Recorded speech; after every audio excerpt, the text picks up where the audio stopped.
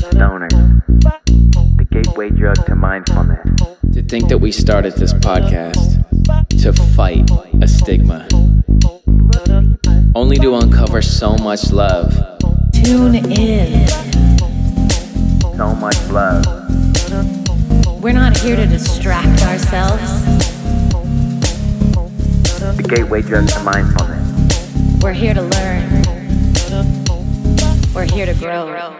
And welcome back to another episode of Disciplined Stoners. I'm your host, Ellevan. My name is Winnie. And we are the gateway drug to mindfulness. And today, oh my God, forgive me, I'm shaking, I'm starstruck. This is one of my favorite visual artists of all time. It goes deep into my love for hip hop and my admiration for his authenticity, but we have a huge treat that is like a life milestone conversation for me.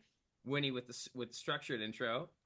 Artist, author, speaker, and entrepreneur, known for his lyrical and narrative paintings of musicians, DJs, and similar characters who helped define the urban landscape. Please welcome to the show, Justin Good to Nice, see guys. you. Much Nice to see love. you guys. Oh, This dude. guy, like, I don't want to call you out, Ellevan, at all, but like when you first agreed to have a conversation with us, we don't do over Zoom. Just we were talking a little bit before we started recording that like Zoom gives us anxiety. Yeah, that makes sense. But we couldn't not take this opportunity. He was fanning out. He was running around like, what? So thank you so much for having a Good. chat with us. I don't give those flowers too often, but I'm going to let you talk in a minute, Justin. I swear to God. There's Oh, yeah, not no. often such a mix of someone who has had a profound professional commercial impact in my life and held true to their authentic self. You embody an artist, a full artist, almost more than I've ever seen it done without compromise. And I'm such a fan, brother. Thank you for joining us. Well, it's a pleasure. Pleasure to be here. Thank you for having me. Look at that piece, right? Yeah, so I'll just start right off with the story, and maybe we can drift on into your process and then get into current times. But when I was a kid, I loved hip hop, and maybe my dad wasn't for that. He liked rock and roll and all the gangsterisms that came with hip hop. Felt unsafe. But one time for my birthday, he gave this olive branch that looked like this. Mm. And I remember being a teenager and falling to sleep looking at this in my room and thinking, this is a face of hip hop that can work and appeal with everyone. It actually brought me and my dad closer. Oh, that's so cool. Yeah, man. So That's really cool. I think I briefly mentioned that to you on Instagram, but this totally changed my life. And we've never like met in person, but you have affected my life so tremendously with your work and your art. And it continues to follow me around wherever I go. I just was in Harlem and I walked into a studio and there he was. I go everywhere and it follows me. So Where in Harlem were you? 157th Street. Oh, wow. Yeah. Which I Got thought my friend Ali, my one of my popping partners, Ali, was from 157th. I used to go there a lot. Shit, yeah. I tried my first chopped cheese up there. Chopped cheese? Yeah, like the chopped cheese sandwich from the bodegas. Oh, okay, got you. Yeah. Yeah. Did you ever live in New York? Yeah, I'm from New York. I'm born and raised on 98th and Broadway. Oh, shit. I went to school on 137th and Convent, the old music and art school. So I was, I was hanging out, like the history of the culture. I was hanging around about a block away from legends like Doe's Green and Ken Swift and, Rocksteady Park, where Bill Blast and a lot of the great writers did all the murals there, and Buffalo Gals was shot there. And, lots of inspiration to draw from. Yeah, it was, I lived in a lot of people go, oh, you're from, the Upper West Side. That must have been really hoity-toity, but it's not, it wasn't really, it was a very eclectic kind of lower class, middle class, full of writers and poets and authors and artists and musicians, and also just kind of scattered with a lot of people who are really poor, who are on welfare. We had 2 SROs. SROs is an acronym for single room occupancies. And there were 2 on my block and 200 in my neighborhood. And at one point, the SROs were inhabited by working class families, lower income families. But when these 2 mental institutions closed down, they were shut down by Reagan. One was Willow Creek and the other was Creedmoor. They started to bus really homeless and mentally ill people up into my neighborhood. Wow. So what was once these working class people were displaced by mentally ill people. Now, so the mentally ill people were, some of them were cool and funny and weird and wild, and others were just murderers and drug addicts and junkies. So this was like, being a latchkey kid. I didn't have a dad. I grew up with a single working mom. I spent most of my time hanging out on the streets, honestly. And so there was a lot of observation going on. And it's so funny because for the first time ever, I wound up reading my grandfather's notes. And he said that when he immigrated to the States through the USS Philadelphia, I was literally reading this today for the first time ever in my life. He went from like this is on my mom's side, not my dad's side. My dad's like the Puerto Rican Italian. My mom's like the Jewish Russian. So he immigrated from the Netherlands to London. And he watched the Zeppelins bomb his neighborhood, and he was watching it from the roof. And his parents came back, and the next door building was annihilated. And so his parents said, "We got to go to America right away. We're going to America." So they got on the USS Philadelphia. This is what I was reading. He was kept in a cage. They were in cages. This sounds crazy, but this is what I was reading. Holy shit. And when he got here, he was in Williamsburg, Brooklyn. And his older brother, because he still had a British accent, was abused and beaten up by the Italian and Irish kids who were like the tough local kids. My grandfather was able to kind of navigate that because he did all the kids' homework. So he was friends with and they were living and it's funny, this is why I mention it, because they were living in the shtetl and the Jewish ghettos. And the Jewish ghettos were the kind of same shit as the welfare hotels, because I was reading his thing and it's like, there was 5 families on each hallway. It was a 5-story walk up, and there was a common bathroom. So all the families shared one bathroom. And in these SROs, all the families shared one bathroom. They had no hot water. They had very little energy whatsoever. Really and calls so you out for your complaints on a day like today. Eh? yeah. So like there's a lot of overlap with his experience in New York City, my mom's experience in New York City, because my mom was also born on the Lower East Side in a very tough neighborhood. Now, I was born on the Upper West, what we like to call the Upper Best Side. We called it the Upper Best because we were proud to be from uptown, but it was a really rough neighborhood. And like I said, there was this, there was your average working class people like my mom, but then there were these, hardcore gangsters. And so my grandfather wound up doing the homework for a guy, Tony Serenako, I forgot what it was. I got to look it back up. Who was like the big mob guy, even as a kid, wound up getting the electric chair, getting executed later on because he was a big mafia guy. And he was working for all the kids who would later become the mafia of what's called Death Incorporated. Jesus. Yeah, and it's so funny because like I have a very similar like parallel situation. Like I was not, I was the kid who was not the fighter. I was the kid who was just like, the artist. I pretended like I could fight. Yeah. But I wasn't, you know what I mean? Like, there's a difference between motherfuckers who could throw down and can I curse? Is that okay? Oh, 1,000%. Okay, Fuck okay. yeah. Okay. I'm sharing a kinship with you on that. Made it through the hood, but like didn't take the actual strap out. Actually just found the art and made it speak. And it's incredible to hear your story because your work is so informed by the culture. It's hard as fuck, but it's also flowy as fuck. Sorry to cut you off. Keep going. No, well, I think that was, and it's good that you cut me off because there's a reason why I paint all these male figures as cool, calm, collected, in the moment, because like that was the kind of projection of what I wanted to be. I'm not a black guy. I grew up in a black neighborhood. I wanted to be this black, cool basketball guy. I played ball. I was good. I wasn't amazing, but I was good. But like my grandfather was a radical letterer. Radical. He did Prince Valiant, Felix the Cat, Bazooka Joe. And I just found this leather book. Rob, hand me that leather book, bro.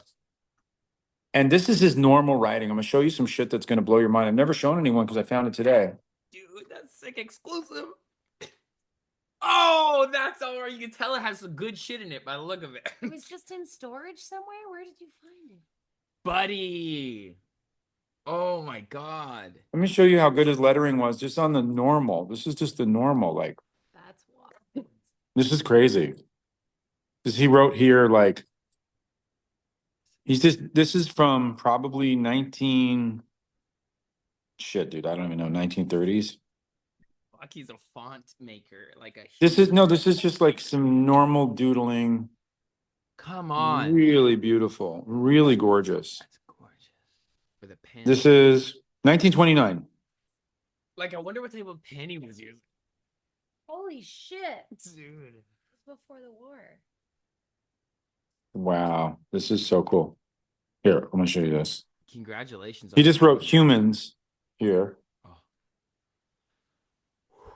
But this is just like normal, just Whoa. his book, like, and it had addresses and phone numbers. And this is these are the people that I'll show all these people numbers because they don't exist anymore. They're all dead. I'm guarantee that.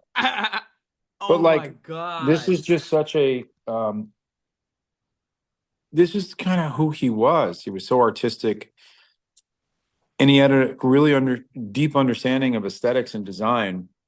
Yeah. And I feel like we just lived in an era, right, where it was just much more beloved and appreciated and respected. It was new. It was newer. That's for human sure. Brain hadn't been given, like when someone's born today, they're given like 26 fonts on everything free. So like they have no idea what goes into it. 26 fonts and 72 vaccines. Yeah, if they're like blind and compliant. Sorry. That's how crazy that is, right? So like, Yeah. we've just like the new normal, right? Is like you said, there's 26 fonts or whatever, however many. There's endless, really, right? You have access to endless fonts. Yeah. And because of that, you're like, we don't have the need, that understanding of typography. And typography there's a kinship between typography and figure drawing, which is where my talent lies in the figure. And I'm a good typographer, but my grandfather was like every single thing he did, like every note I ever found, every letter I ever found, every book, every address book, everything was a work of art. And I think we've really forgot about living where everything is a work of art. I mean, look at how we're dressed. In the 20s, you, me, and you guys are married, right? Yeah. And your wonderful wife, we'd all be considered homeless. Yeah.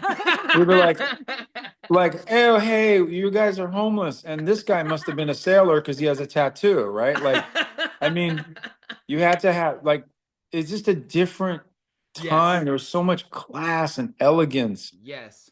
with that. So, yeah, getting back to my story, I grew up with all of these characters that I didn't even know, but my mom and my grandfather's life paralleled. And, my dad's from Queens. So I have a very deep rooted history in New York City. So you ask, am I from New York? I am New York. I mean, there's nobody more New York than me. I don't care where I live. It's in my DNA. And just like Spike Lee, Woody Allen, Martin Scorsese are the filmatic voices of New York City, I feel like I'm the artistic voice of New York City. Obviously, you got the great writers, Futura, Dondi, Zephyr, Tracy 168, whatever. But like in terms of the narratives of the cultural impact, I have to be the most emblematic artist of contemporary times in that way. I would agree. It's the accumulative, peripheral, informed vibe of everything that your art makes you feel. It brings you there. It takes you there. And that cannot be synthetically created. That is Because I was 100 there. Because I was there. I was there when Legs and Swift and, Doze and Normsky and Frosty Freeze, and people don't know about a lot of these people, but like these people were right on my block. These people were right there, right up the block. And I was younger than them. So I saw it from a little bit of a different perspective, and I was able to kind of really ingest it. But the difference with me was, this is the big difference. The difference with me was that I had my grandfather and my mother who had a very astute understanding of classical education. My grandfather, typographer, my mom was into Bach and Beethoven and Brahms. My grandfather was into like Sargent and Titian and Raphael and Rubens and Rembrandt and Vermeer. My kids in my neighborhood didn't have any of that. They just had the They had the graffiti street edge. shit, all street shit. But Maybe not- maybe a lot of jazz shit, but Yeah. they didn't have like this deep infusion of classical. You had the backbone. The classical brought you almost like the divine masculine, and then the streets took you and make it creative and grimy and told that story. That's incredible. When you I would say the divine masculine would be the streets. and Because I didn't have a father. So my father was the streets. Oh, yes. I was raised by the streets, who were the male energy, and my mother was the female energy who was trying to also duplicate the male energy because she felt like I needed a man, and that was kind of where that all happened.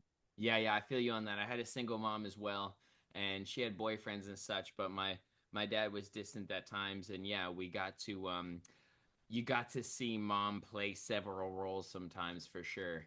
And yeah, And tried her best, even though she brought men into the equation, right? I understand that. And it was very duplicitous and scary and fucked up. And we know men, and men, as much as the dad leaves, these boyfriends, I mean, in my situation, very rarely were there a nice man. My mom happened to choose like everybody who was somehow so macho that they were in the military. Every single guy was like a Vietnam vet or a war guy, or you know what I mean? Like they seemed to be all very machismo, violent types. hard, which probably made her feel like safety for Right. potentially for a minute, with that feeling of being protected, because she was always the shield. I get that. Same here. I mean, longshoremen, tough boys, and in a way, I looked up to that.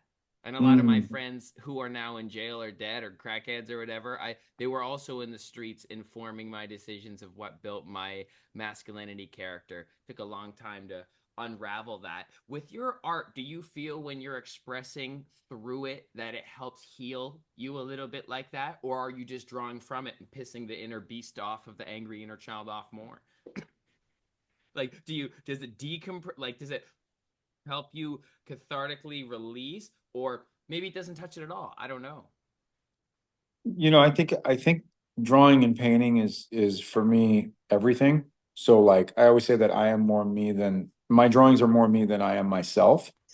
So like sometimes I think it's on one side it is kind of a cathartic release of just allowing myself to let go. Sometimes it's a spiritual alignment with God. Sometimes it's a frustrating experience that's completely and only about making money. Oh, You know what I mean? And like, I just have to do this because I just need to make money because that's going to pay the, 20,000 bills that I have. And I can't get up on, like, this is just life, right? Like, so it's just life. And I think about, the bullshit of the fine art world to say that, like, the whole lie about contemporary art is not just the art itself is garbage, but the whole lie is that you hear the sameness all the time echoed throughout the times and the sameness is, watch out, Rob, you're bending those pages. Sorry, he's taking apart my sketchbook. I'll do it if you can't do it. I'll do it if you can't do it. I'm just My assistant Rob over there. This is some real shit, real Bua Studio shit. Shout But out, look- Rob. Shout out, yeah. I appreciate You that. hear that, Winnie's Rob? the Rob. They said shout out. Say shout out. Winnie's the Rob. Rob's taking apart all of my sketchbooks. We've been archiving my work for 3 years, and we're just getting to the sketchbooks. It's been like, I think I want to say I'm almost as prolific as Picasso, because I think Picasso is the most prolific artist in the world, but I have a lot of fucking shit. So yeah, so I think sometimes, you know, like I think about Michelangelo, going back to the Michelangelo thing with like, do you think that he just wanted to do the Sistine Chapel? Like that Pope Julius II was like, oh yeah, this is great. And every day he's like, oh my God, I'm having the best day ever. He was probably like, I'm a fucking slave. He wrote about his feeling of, he was the hand of God. He had no choice. He always felt tormented. He was, even in like Esclave and all the last statues that he did, I mean, the guy was tortured. Like the artist today, the great lie is, I create in a bubble and I never look at anything else and I just do it because I have to. That's a complete fucking fallacy. That's so nuts to say that. For sure, you can say that at times or in the beginning of your career, but we're beholden to something, right? You gotta make money for food and for your wife and for your kids and for yourself and for your, you know, like there's all this.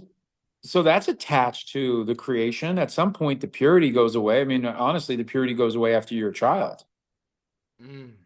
Oh my God, you're tethered to the human experience. And I totally agree with you about like, you can't just dump. What were you going to say? Well, I think I was going to touch on the purity and how I don't disagree with you. And as I'm getting older, I feel like this is the first year ever that I feel I've lost my like youthful optimism. Mm-hmm. And so I agree at some point, like life is just life that is also hard. It's just also hard Life's sometimes. hard. And even when you're living in your truth, like Justin was saying, and I feel this with creating music as well, sometimes it's like, oh my God, God is working through me. I'm just an instrument. This song puked out of me, blessings, you know, and then there's like the practice warm-ups, the freestyles that I do, the can of covers we do, and then sometimes it's the commissions, like you're saying, and it's like, I have to solve this puzzle, and it has to rhyme, and it's kind of at someone else's style request, and and it's like that's the give and take. No, you have to make concessions.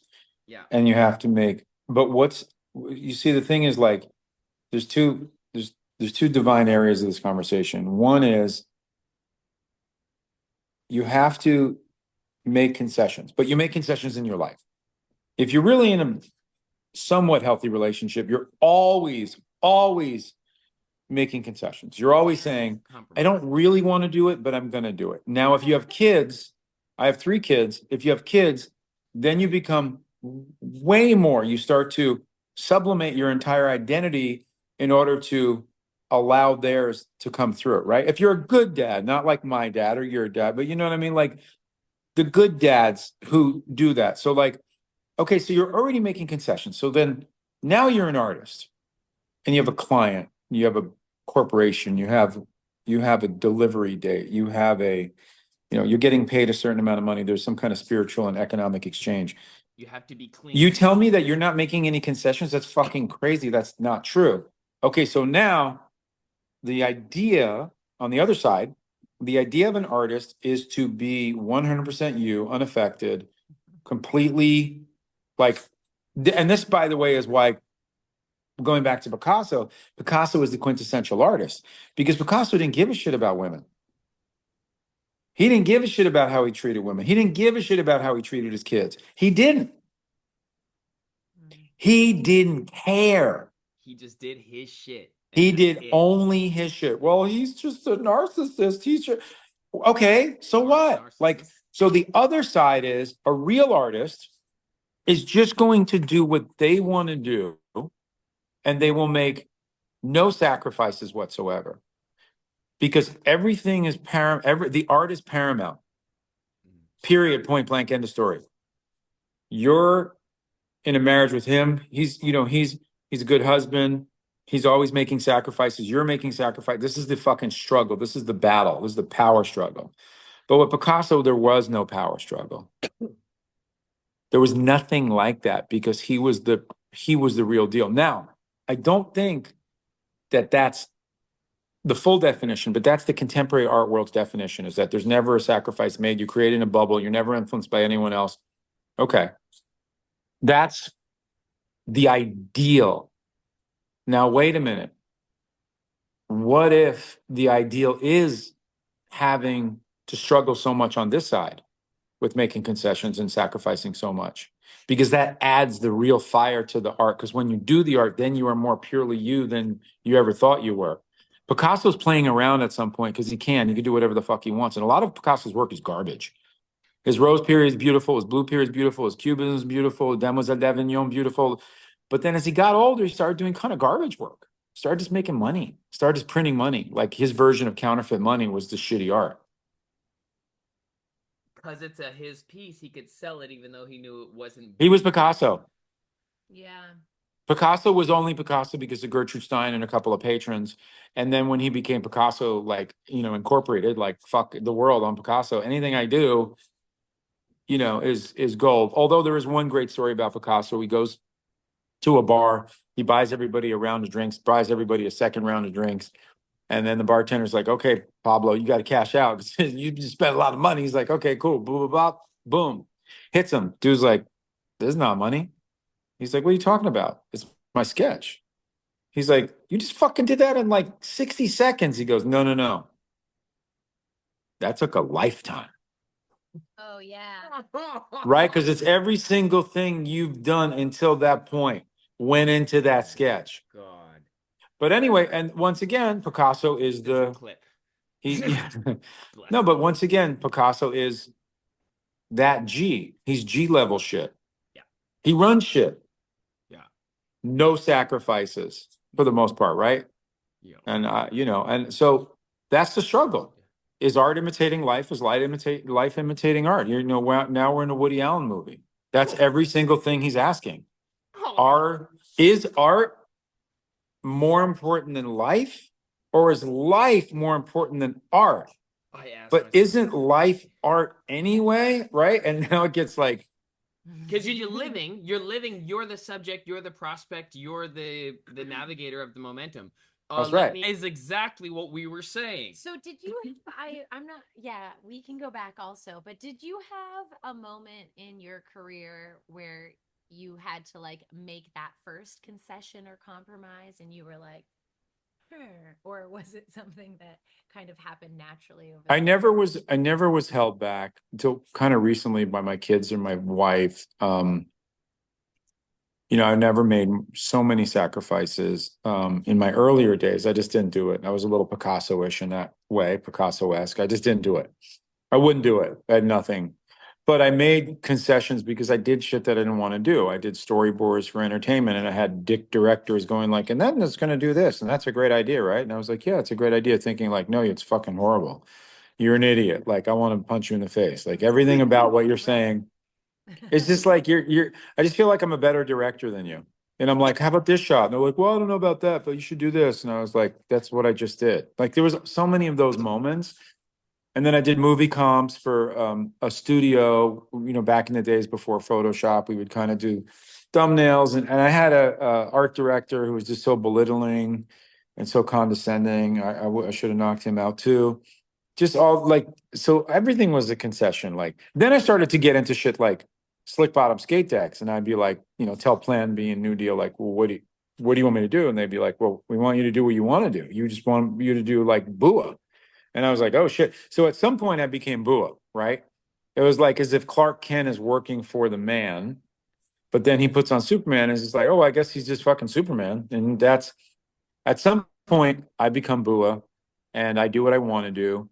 And every once in a while you get a, commission, maybe you don't love it, you know what I'm saying? Or you get you have to go in the middle of winter and speak at a university in like 20 degrees below zero and they forget to pick you up from the airport. It's whatever, but the money's good. And all that That's kind of the bullshit. artist's Like, journey. right. Yeah. And Sometimes it's you're just like, like what the fuck am I all doing? these road gigs, and then you like do these signing, it's like things that you're just like, and then you're like, oh, I'm doing a Toyota campaign, and that's cool because I'm making a lot of money, but I don't really like painting cars.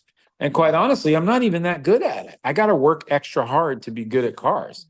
So like I do, it's for me though, other side of this equation, this is the good side, is it makes you get into your fears and your weaknesses. And that's the best part of it, is because you go like, wow, I'm really not good at drawing cars, but I have to. Oh my God, I'm not really good at drawing women, but I have to. So it forces you to level up, and that I think that's part of the sacrifice. That's good. Like, just like as a human being, you're leveling up when you have kids. Yeah. You're sublimating your whole thing for their thing, right? So that's kind of like when you I become like, appreciate you saying that, because I don't think many people actually say that truth, that admit that that's the case. But it well, yeah, they're probably absolutely shitty dads like my dad and all the other motherfuckers out there running Yeah. around. Dude. Because that's like that, you don't want to do that. You want to just do, like, especially in America, right? Like I posted that. Did you see that last post I did? Where it's like a hangar full of Chinese students drawing, trying to get into university. And it's like fucking thousands of kids drawing like decently well. Yeah. While American students are like, I just want to just do whatever I want to do. I don't even care. It's like whatever. Oh And you're my like, these God. dudes are like outworking and out hustling you guys so much Yeah. that like you're a fucking snowflake, and you're going to evaporate when you have any kind of fucking obstacle to overcome. Yeah. I always look at the thick skin that the struggle gave me as a blessing, because I know so It many is. musicians who got off the train when it got difficult town.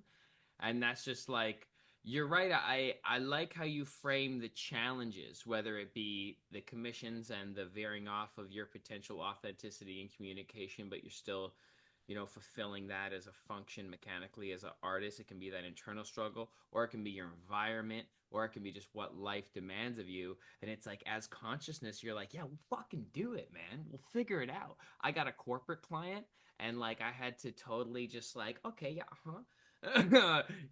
and Yeah, of course. it forced me to write super clean bars that when I returned back to writing a song for me, I was like, you know what? I can take a couple fucking cleanly melody bars here. Like it helped me. You're right. And it's like we Yeah. resist it in the moment, and it's not fighting it and not reacting. And I feel like you're a fiery soul, and I share that kinship with you, and Win can attest to that. Every day I just wake up like I have to go hunt. And if I don't do something with that energy, I want to fight myself and everything around me. How do you resist being reactive, or do you? Or do because you talk your shit, bro, and I love that. And it's authentic and it's real, and it gives permission to folks like myself, honestly, who might be measuring, is it worth always being authentic? Should I embrace the flame? Is this positive? How do you manage your mental, because you're also seem like you're at a good place in your heart. Correct me if I'm wrong. At least at peace with what you've contributed to the world. So how do you balance the reactivity of that fiery spirit you got? Well, I feel guilty if I'm dishonest. I feel like the reason that my Instagram is like, okay, when I'm always going to have to like walk you back a little bit. So like walking you back, I'm 56. How old are you guys? 34. 36. Okay. When I was 34, I was like the rock star of Instagram without Instagram. So I was on like the cover of the New York Times. I was on every fucking local news. I was on like the LA Weekly. I was on like all of the shit, like Vibe magazine, Source magazine. Like there were, if I was 35 and there was Instagram, I'd have fucking 20 million followers. Totally. But I didn't get there. I came to the game late, right? I came so, well, not late in, not, but older, like, coming to the game. Yeah. So like, I've been through so much. I've done my own TV shows. I've done my movies. I was the first ever, I had an animated TV show, Comedy Central. I had the only reality competition show about street art that I created and executive produced and hosted on NBC. What? Like 12 episodes. It's on Oxygen under NBC, but it's NBC Universal. But like, because I did all of that, I did so like the resume is big on a lot of levels, but like for me, it doesn't matter because it's really fucking about the honesty. It always comes down to like, Instagram, I don't need to perform. You know what I'm saying? Like that's my point. Like, I don't need to get up there and be a fucking influencer. I don't care anything. I don't care anything about Instagram. That's why it's like, there's value. So then when I came to it, I had like 80,000 followers forever, or 70. What did I have? 70,000, Rob? Like 80,000 forever. Like I couldn't get above 80, whatever reason. All of a sudden I was like, you know what? I fucking hate that. And I don't know who said it, Rob. Was it me or was it you? And I just said, fuck it. I'm going to post about how much I fucking hate that shit because it's garbage. And this is nothing different than anything I taught at USC or anything I've ever done when I was in, magazines or TV. I just never really, I was just like, oh, Instagram, I'm just going to post my work, right? It's just just do a little fun, whatever, But then I was like, well, I'm just going to just be me because I'm being me by posting my work, but I'm getting lost in the clutter. And so the second I started to go like me, then my Instagram just like, I'm at 156,000 in a couple of months, theoretically. You turned on the Slim Shady aspect of your social media game and talked some shit. Yeah, I got one post that's 18 million, bro. Dude. 18 million views. Like, and it's just because I'm just being fucking honest. And so I'm like, well, wait a minute. Now this is like, now it's becoming something. So now I actually have, I wake up to 200-300 DMs a day, bro. Like it's, dude, it's when you show up in your authentic self, it serves so much more than just the material. It allows people the permission to turn on their critical thinking, or even I'll bring it back to the days when you were in all the mainstream highlights and such, when you brought what was real hip hop, because I think hip hop is definitely music, is dance, and I know you dance too, and visual art, and then of course the storytelling that goes through all of them. And I look at those components working in tandem with each other. And when you brought your high level art that just so happened to be informed by hip hop, it made it easier. People don't remember a time, that's I'm right, just slightly old enough, where hip hop was like bad, yo. I used to have to hide my hip hop CDs. Like the fact that you hear hip hop everywhere now, that's laughable because people told me like it was a fad. I was always that wigger, bro. Like, it's like, fuck yeah, like cool. I'm going to be with this shits forever. And when you showed up like that, just like you're showing up authentically on Instagram now, it fucking, when it bangs, and like it gives people permission. So like, yeah. Well, everything you said right now, everything you just said right now is very smart. Like I couldn't have said it better myself. In fact, I was like, oh, that was a good way to describe everything that I did back then. Was because I was creating it in my studio. I was painting these nascent moments of the culture, these narratives of the culture. I was in the culture. I was familiar with the culture. I was part of the culture. And then I was able to step away objectively as a classical painter and realize the culture.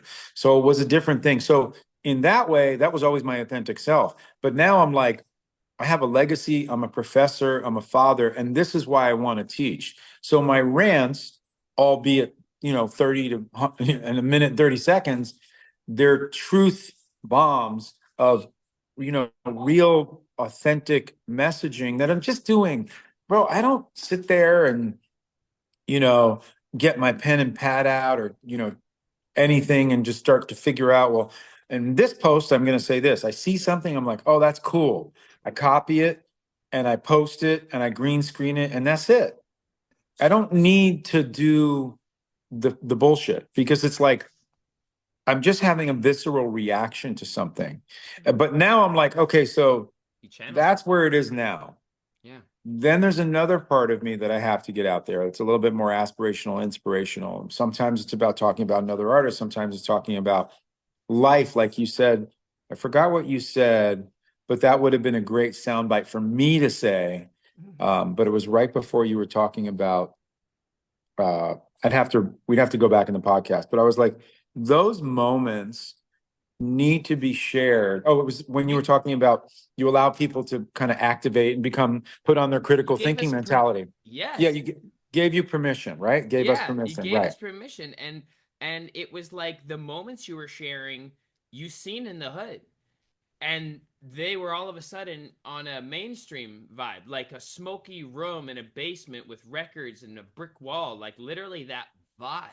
But that's the same shit as the way I'm talking. I'm giving people permission to go like, wow, I get it. I get every day, every single day. I told you 200 to 300 DMs, sometimes more, sometimes a little less, but they're always like, bro, thank you.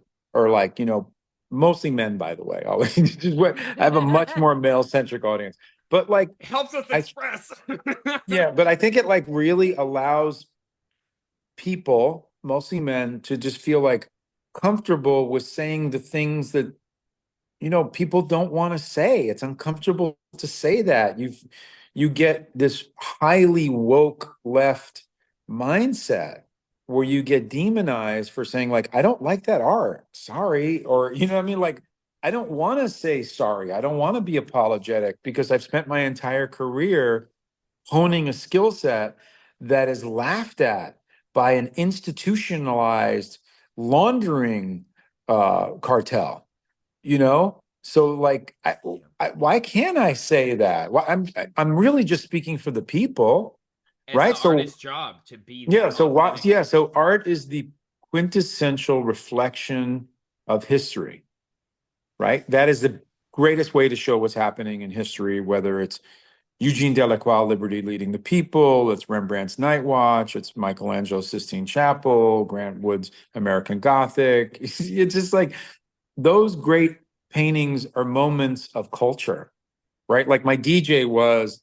the intersection of I'm hip hop doing it for the love, the purity of the love, which is the definition of hip hop, right? The purity and the love, the real purity, right? This countercultural pure revolution started by children. That's very important to know. Children, no adults, not in the picture. Children started a revolution that came at a necessary time to get away from all of the insidious urban, doings in the neighborhood, right? And so this revolution that was started from children was, like Gil Scott-Heron said, not televised. The revolution will not be televised, and it wasn't televised. And it was also positive. It was very strange because it was positive. It was very unusual. You have this revolutionary countercultural movement that was positive. Weird, right? Connected people, brought people together. Connected people, brought people together. Allowed us to express. And gave people a purpose, right? We didn't, the kids in my neighborhood, they didn't necessarily like their uncle was in Latin Kings, and this dude's father was in the Black Spades, and everybody had their, my boy down the block, I'm just gonna have to get, I'm gonna have to be in La Familia my whole life, right? Like, but then hip hop came. He's like, well, I don't need to be in that gang. I don't need to be with this tribal. It's tribal, right? I need to be like maybe excellent. Maybe I'm going to be excellent. Everything you just said, swap out Latin Kings for Hell's Angels, and then he's 13 and his father gives you this. Literally. There you go. Was he so he was a Hell's Angel? No. My, as you said, my boy's uncle. Oh yeah. Okay, got you. Yeah, Hell's Angels in New York too. Oh yeah. But that was more like they were like the white guys. But yeah. And I'm just, when all that street temptation is there, literally, it's like, yeah, you're part of that visual culture and the music, and it's like another option. Some people, they say like Jay-Z's like the only option is rapping or balling, so it's like you gotta fucking have, I love a Jay-Z, but vision. he's not my, like, I can't look at him as my favorite, but I love Yeah. him. Who are some He's of your faves? Well, let me finish with the DJ and then I'll tell you my I'm sorry. favorites. So Sorry. the DJ spinning, he's quintessential hip hop. He's spinning for the love, not the fame, not the fortune, not the pussy, not the money, but the fucking love, like straight up love. Like he's there in a single light source basement with millions of vinyls behind him, and he's fucking into it and he's listening to the music, and that's what that is. That's hip hop. You see? So the painting is ubiquitous because it resonates on a global level because it transcends hip hop. Because hip hop, love transcends hip hop, right? That's the same. You could just swap everything out. It's a euphemism for love and positivity, and that's exactly what the DJ was. So who are my favorite people? I have so many, but I have to kind of like Melly Mel. Melly Mel is one of my favorite MCs. DMC, Run DMC was my favorite band at the time when I grew up, which is funny because My Adidas. run. That's my painting of Run DMC. Yeah. So And sick. Russell Peters owns the original Toronto. Shout out Russell. When I went to Toronto, I came there a bunch of times, and every time I stayed at Russell's house, and he used to live in Mississauga. Yeah. So I would always go to Mississauga and be like, where the fuck am I? I thought I was in like Toronto. And his driver would bring me to like the suburbs of, like that's where Mississauga. I didn't know, like, I was like, oh, cool, you live in Toronto. And then I'd go to his house and I'd be like, nice house, but this is not Toronto. like, I'm in the middle of nowhere. Like, Yeah. where am I? So yeah, like, That's so funny. but I say Mel, Run DMC, Beastie Boys. I love everybody. I love Tupac for his reasons and Snoop for their reasons and Eazy-E and Dre for that reason. But like my real, like the warmest part of that all is probably like Tribe I was and Farside and Cypress and that kind of whole era, like Busta Rhymes but I don't know. But those are the MCs, right? And then the B-boys were always like Wiggles and Ken Swift and a lot of the the LA guys like Boogaloo Sam and Poppin' Pete and Skeeter Rabbit, and I don't know. There's so many. I love the culture, and I just feel like there's still so much magic in it. You know what I mean? Not as much like the rapping, because rapping just got so co-opted, right? Rapping and DJing. Like my favorite DJs, I have a lot, but I would say Qbert because he's one of my best friends. So I have to say DJ Qbert, and I think he's the most genius of them. Shout out. Right? I feel like he's the most like with what he does. I've never seen anybody work harder. I've actually never seen that. Like I might like Jazzy Jeff is fresh, but like he's not like Qbert's the greatest even to this day. Like he can still crush the best 15-year-old kid who should be the best in the world, but because Qbert's been practicing every day of his life, and he's 55 years old, but he looks like he's 20. He's just an anomaly. He's just a weird anomaly. But I don't know. I just love the culture, and unfortunately, most of the culture has been co-opted by pop, kind of cultural. But that just happens, right? And then that allows the new underground to percolate. And it's a very, this, man. You're an old guy in the game. I mean, the kids, they're just kids. Yeah. They're right. This is a kid culture. I feel like I want to teach them how to cipher. Like the new like young rappers. Like if I ever work with them or I'm around or part of something, I'm always like, okay, gather around now. Like I'm like the tribe leader now. It's like, come on, pull out those diamond teeth and spit a bar with me, you little pussy. Like it's like I fuck around and like get lyrical with them. And But aren't there so many good people now? Like I know he's a little older, but I like Jid, right? I think Jid's amazing. He can motherfucking bust. Yeah, he's on the new M album. Yeah. Mark, Lurk, Cirque, Dirk. Yeah, he could freestyle. Yeah, that's a great song by Eminem. I think he's an idiot, but I think he's a great rapper. Well, when I seen him at the Kamala thing, I was like, what? Anyway. Yeah, that was just whatever you think about Kamala Kamala or not, like the reality is he got paid like, I read he got paid like $1 million, which shows that he doesn't care. Like no one cares. Like, what do you do? Like, it's all. You see, like them endorsing So then the so then vaccine. that makes me worried, right? Because in that work, Dirk, so he calls out P. Diddy, right? He basically says he's a murderer, like in his own words, that's what he says. And you're like, whoa, Biggie and he's Tupac's death was yeah, what does he say? What's the lyrics? Was the effects of Biggie and Tupac's death, and then he goes and he says that RAPP or ARPER got so many essays like sexual assaults and P Diddy, and then but he basically says it was the result of, I can't even remember, I could pull up those lyrics, but yeah, he Yeah, calls out but P. it Diddy shows hard. that, like, okay, so he's speaking the truth on one side, right? The Yeah. duplicity of Eminem, but then over here he's getting paid $1 million to give some kind of trite like speech with Obama, but he's getting paid like Democratic paid money that could have been, by the way, nickel and dimes that the middle class and the lower class was putting together, and he just took it. Yeah. And so it's like, it makes you concerned. I mean, damn, man, like being a white boy in hip hop as well, you never want to, feel like you're not participating with what you feel is best to serve, the structure of society so black people stop getting killed in America. So I understand the a kinship to the left implication, but like when it comes full circle to like endorsing something blindly, it's like you're just being you're too worried now to speak up, but only where it matters and you're kind of safe you'll speak up. I'm Yeah, you have to. You can never align with the parties. The thing is, like, in a political way, values are politics in action. Okay, values are politics in action. So if the Democratic values don't align with you, then that's not for you. If the Republican values don't align with you, then that's not for you. And it's much more nuanced. So, like somebody like me, I don't really align with either of them.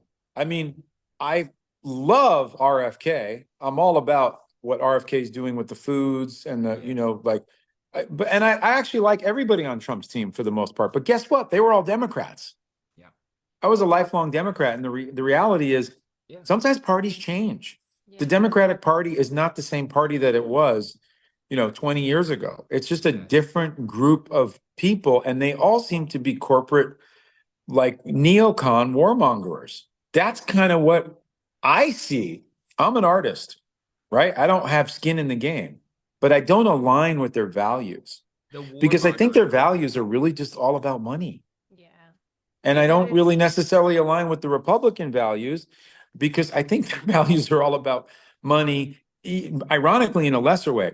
But with Trump and that whole crew, he's a disruptor. I like disruptors. I like Martin Luther King. He's a disruptor. I like Malcolm X. Those are the people that I love. He's a disruptor. Yes. I mean, Washington was a disruptor. He was. Joe Rogan's a disruptor. These are the people that I like. And by the way, I don't always necessarily, I certainly don't agree with everything Trump said at all. Yeah. At all. But I feel you though. But I think I almost agree with everything RFK says, to be honest. Well, he's kicking it real. He's doing that artist thing. He's being committed to the truth he sees in his authentic fashion, and he's just like, fuck it, I'm gonna use my time while I'm here.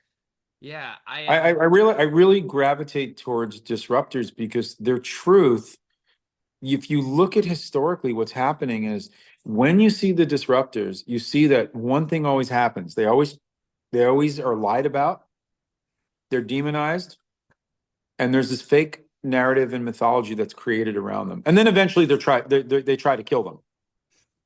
I mean, and whoever that is, right? If it's JFK, if it's Martin Luther King, Malcolm X, Donald Trump, it seems the same thing, right? They're always trying to kill them. Nelson Mandela. It's wild. It's just wild to watch. And then you start to like kind of pull back the veil and you start to go like, wow, this is a very malevolent group of nefarious people that are running this corporation structure, which is our world, right? Our world, right? And you're like, wow, like the pandemic is a great example of that. Everything that people did to capitalize on it was just disgusting. It was all the businesses that were lost. It's so sad. The small businesses that went out and the big giant conglomerate McDonald's and Amazons and Starbucks that stayed open. It was just brutal to watch. And I was in LA in the epicenter. Oh, Yeah. yeah. And you were in Toronto, and I think it was bad there. And I think it was definitely bad in LA, to the point where I was like, I couldn't really relate anymore to my neighbors, because they had kind of drank some Kool-Aid. Bro. And they had a mind virus.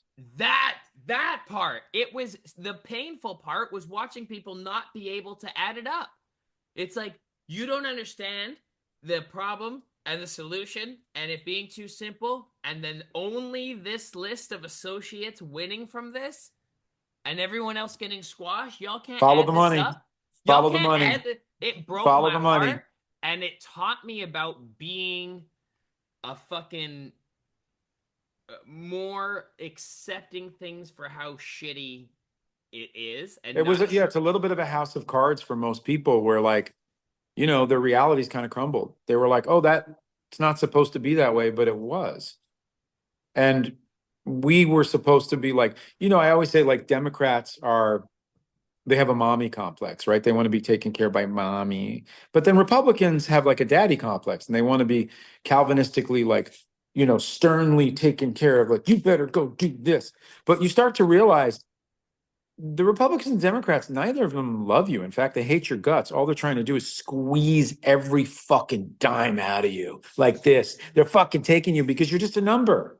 You're a social security number, you're a real ID number, you're whatever, you're a fucking number. Dude. And so it doesn't matter on either side of the aisle. Most of the time, they're just trying to squeeze every fucking piece of life out of you. And so you go like, wow.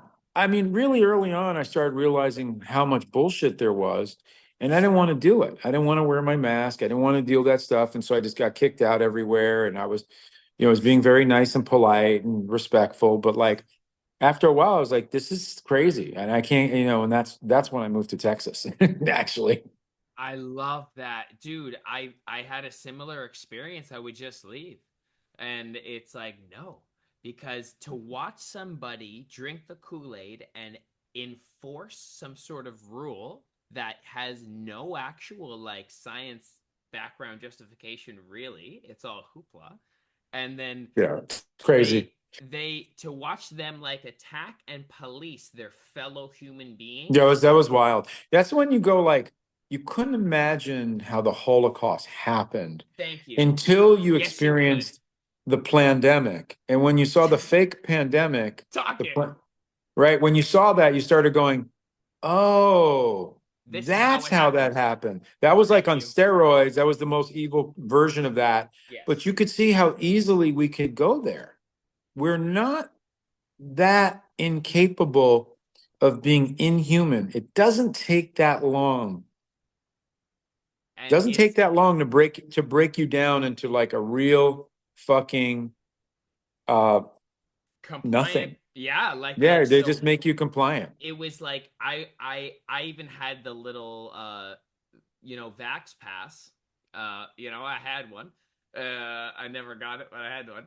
And so even groups of friends who were jabbed up, the real heroes of society, they wouldn't feel comfortable going with me, even though I had the little pass. They still, like, it's like the way that society kicked you out of your own relationships due to infecting their mind with that virus.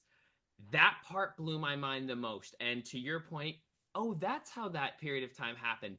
And I got to a point where I'm just like, so then the job to run these people's minds is open? That's where I landed. I'm like, oh, I'm going to just be a better business owner. And if you guys are all okay with listening to whatever seems like it works, fuck you guys. Like, I'm just going to sell to you. And that's where I started this podcast. We're herd creatures. And so, like, you've been in this situation. There's like 5 of you walking down the street, 4 of them run. I'm running too. right? Like that's how we all are. So we have it's a natural thing to be compliant when your friends are like, oh, there's this thing happening. You're like, oh shit, let me wear a mask. And then, oh, you got to get that. Oh, I got to get that. Like, it's very difficult to walk away and just say, well, wait a minute, what's really going on here? Because all of you just fucking ran. What are we running from? That's a very difficult thing because our animalistic nature is to fucking run, right? Like, our animalistic, hey, he wears a mask, I gotta wear a mask. There's everyone's telling me there is, especially when the news and the media and your friends and your family. And so, like, it's very, very easy. It's very easy. It's very normal to be that way. Very normal. It's abnormal. And you have to experience it to then go like, well, wait a minute. What's really going on here? Anyway, I gotta go soon though, bro. I know I think that we are. Thank you so much. Yeah, I mean, to wrap all of that up just really quickly, that's why people are resonating with your authenticity and the fact that now people are finding other people who they can feel supported by in their own authenticity, I think is of really great value to everybody. And also just being able to have harder conversations without the house of cards falling down, without that type of crumbling. I think the more that we have these, a little bit maybe intense or awkward feeling interactions because we don't agree with one another, I think we're going to get better at navigating things moving forward. So hopefully we're on the way up with everything, and you're we are. We're in a good place, and hopefully things keep moving to positive effect. But I appreciate you guys. You're so cool. Man, Thanks for the convo. That was very nourishing. Yeah, well, we'll do more, and we'll keep it real. And if you're ever in Texas, hit me up, or if I'm ever in the T-Dot, which I should be at some point, I'll hit y'all up. 1000%, bro. Bless you. Thank you so much. Keep doing what you do, and talk soon. Peace, guys. Peace. Brother. Wow, that was awesome. Welcome to Disciplined Stoners, the gateway drug to mindfulness. Look deeper. To think that we started this podcast to fight a stigma, only to uncover so much love that we realized that you can't put your energy anywhere but what you want. Look deeper. And what we want is authentic conversation. What we want is quality medicine. What we enjoy is each other. We get to learn from our guests. Manage the best. I would manifest this. Part of the magic of the plant is how it uncovers what you've been hiding away. So much love. Look deeper. Feel more. Tune in. So much love. Look deeper. We're not here to be lazy. Welcome to Disciplined Stoners. We're not here to distract ourselves. The gateway drug to mindfulness. We're here to learn. We're here to grow.